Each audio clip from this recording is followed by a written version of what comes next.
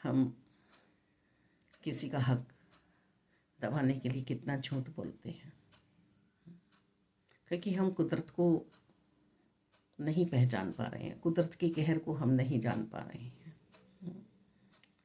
हमारा जो मन है वो दुशासन का है,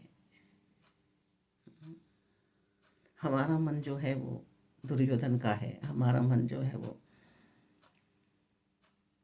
कंस का है, हमारा मन जो है वो रावण का है, हमारा मन जो है वो भक्त प्रहलाद वाला नहीं है, हिरण्यकश्यप का है, हिरण्यकश्यप हैं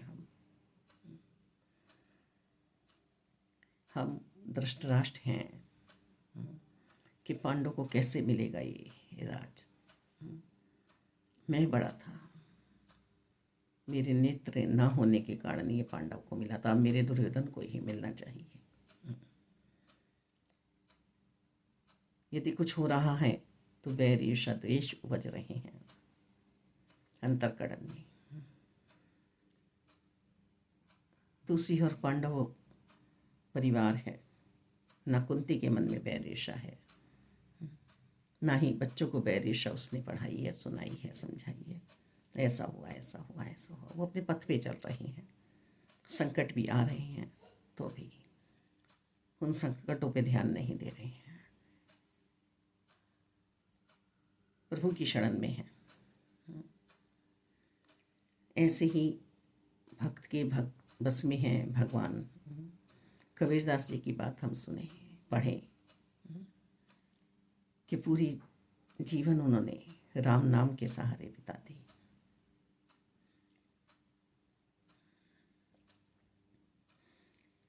जुलाई का व्यापार था, सेवाएं थी, हर पल प्रभु प्रेम में रहते थे, प्रभु भजन में रहते थे। यदि कपड़ा बुन भी रहे हैं तो ताना बाने में राम पिरोया जा रहा है। बच्चों की परवरिश अपने आप स्वयं राम कर रहे हैं, निरंकार प्रभु परमात्मा कर रहे हैं। कबीरा खड़ा दरबार में, या यूँ कहिए कबीरा खड़ा बाजार में, मांगे सबकी खैर, ना काहू से दोस्ती, ना काहू से बैर। खुले दरबार वो तो सिर्फ और सिर्फ प्रभु के साथ है, एक मिलता है आत्मा ने। अब बेटी की बारात आने वाली है, सब ताने मार रहा है समाज पूरा कि अब देखते हैं क्या करता है तेरा परमात्मा, जिसका तो हर पल नाम जपता रहता है।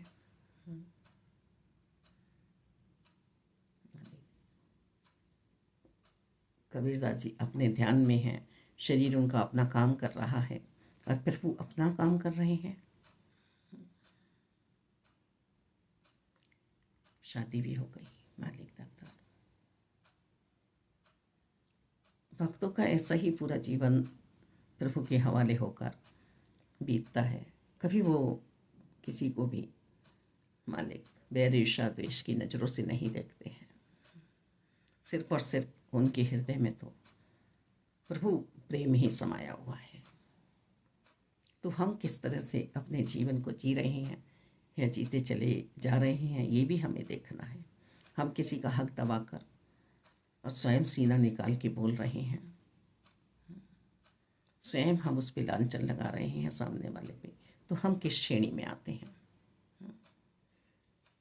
सामने वाला भक्त संत किस श्रेणी में आता है?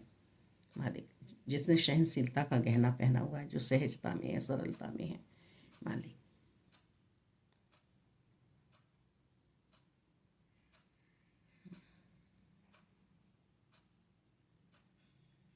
झूठ कभी भी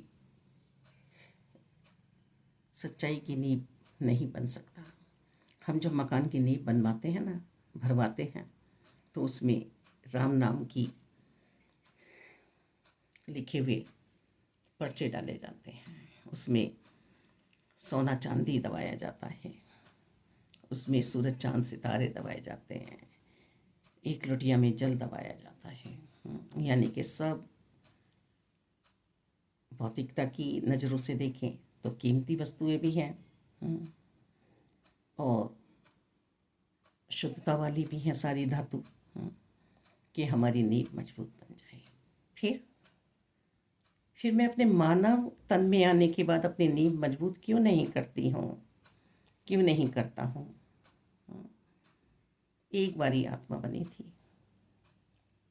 शरीर तो बदला गया है, शरीर ने तो चोला बदला है, वस्त्र बदले हैं। मैं अपनी नींव पक्की नहीं कर रही हूँ आध्यात्मिकता की। मुझे अपनी नींव मजबूत करनी थी आध्यात्मिकता की। आज एक प्रभु प्रेमी सी बातें चल रही थी तो ये वृत्तांत सारे याद आए कि कुदरत वास्तव में ये कुदरत है।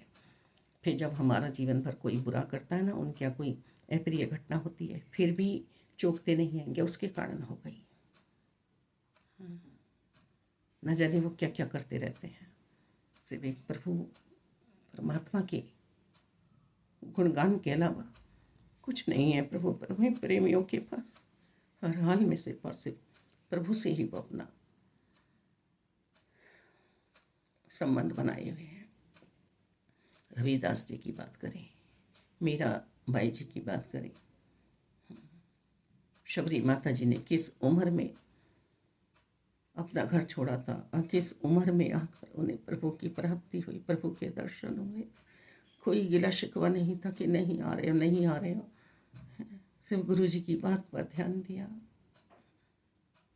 कि आएंगे आएंगे। राजा हरिश्चंद्र जी की बात को देखें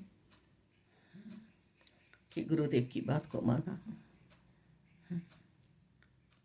स्वयं बिक गए, पत्नी बिक गई, रोहतास पे कितनी बीतती होगी उस बच्चे पे। कहाँ एक राजकुमार वाली जिंदगी जी रहा था।